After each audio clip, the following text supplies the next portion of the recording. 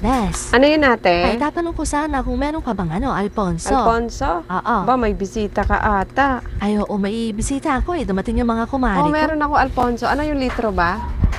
Oo, Des, yung litro sana. Mapapainom ka na naman yan. Ay, oo, sinabi mo pa. Teka lang. Ilan? Yung 1 litro lang, pwede na yun. 1 litro.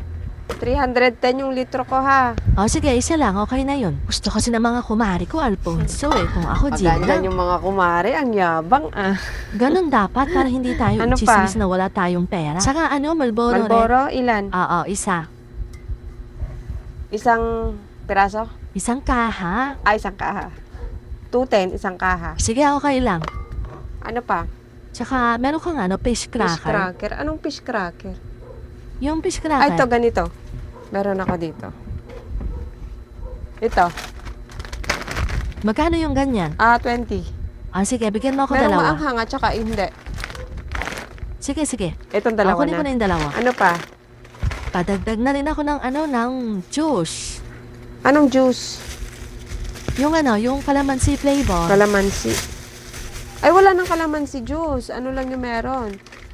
Apple, pineapple, orange, at saka lemon, honey blend, ganon. Wala akong naubos yung kalamansi flavor. Oh, sige, yung pineapple na lang. Pineapple na lang. Ilan? Bigyan mo ako ng dalawa. Dalawa. Ano pa? Padagdag na rin ako ng mayonnaise. Mayonnaise. Meron ba mayonnaise? Meron. Ilan? Bigyan mo ako ng dalawa. Yung maliliit lang? Oh, yung maliliit lang. Ano pa? Meron ka bang tindang buns dito? Ay, wala. Wala akong tindang buns dito. Hindi ako nagtitinda ng buns. Oh, sige, biskuit na lang siguro para sa mga bata. Ano?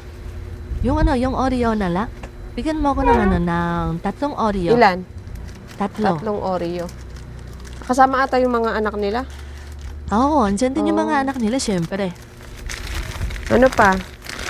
Okay na yan, be. Bali magkano pala lahat? Wait lang. Compute ko lang. Yung Alfonso, 310. Tapos, 210 yung Malboro. 2 fish cracker. 3 Oreo. 2 juice. Tsaka 2 Ladies' Choice. 668 lahat. Gcash payment na lang, no? Wala kasi akong cash dito, eh. Okay lang? Gcash payment. Sige, pwede naman. Wala bang charge yun? Walang charge. Basta basta sakto yung isi-send mo. Lagay ko na dito yung Malboro. Sige, kunin ko na muna yan. Akin na Send muna ako dyan sa number ko bago mo kunin. Alin dito sa dalawa, yung pagsisendan ng bayad. Dyan sa, sa unang number. Sige, be, wait lang na. Sige, sige. Ay, siya. Ano ba yan?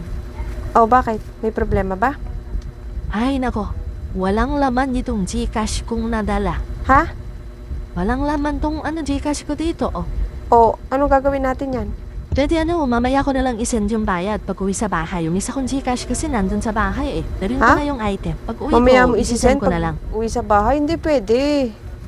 Na lang, umuwi ka na lang muna. I-send mo muna yung bayad, 668. Tapos, balikan mo to pag na-send mo na. Hindi, dalhin ko na yan. Tapos, i-send ko na lang yung bayad pag uwi sa bahay para hindi na ako pabalik-balik. Hindi pwede. Alam mo naman mag-Gcash payment ka, tapos dadalhin mong Gcash dito yung walang laman. Umuwi ka na lang muna, tapos i-send mo. Pagka-send mo, balik ka dito, dalhin mo yung resibo. Bibigay ko sa'yo yung item. Ito naman, regular na suki mo naman ako. Dalhin ko na yung item. Pagka uwi sa bahay, Ay, isisend kahit ko na yung regular bayad. na suki kita, hindi pwede yun na ipapadala ko yung item, wala pa yung bayad. I-send mo muna, umuwi ka na lang muna. Bibigay ko naman yung item basta't na-send mo na yung bayad. Para nga hindi na ako pabalik-balik. Dalhin ko na yung item para isang punta lang dito. Ay, hindi pwede gano'n. Umuwi ka na lang muna. Dalhin ko na nga yung item kasi hinihintay ako ng mga kumari ko, eh. Ay, hindi pwede. Kung ayaw mong isend muna, huwag ka na dito bumili, Kesa naman ipapadala ko yung item sa'yo, tapos hindi naman sigurado kung isisend mo pag uwi mo. Paano pag nakalimutan mo, hindi na uwi na naman sa utang. Ay, hindi pwede. Gusto mong bilhin to, i-send mo muna, tsaka mo balikan.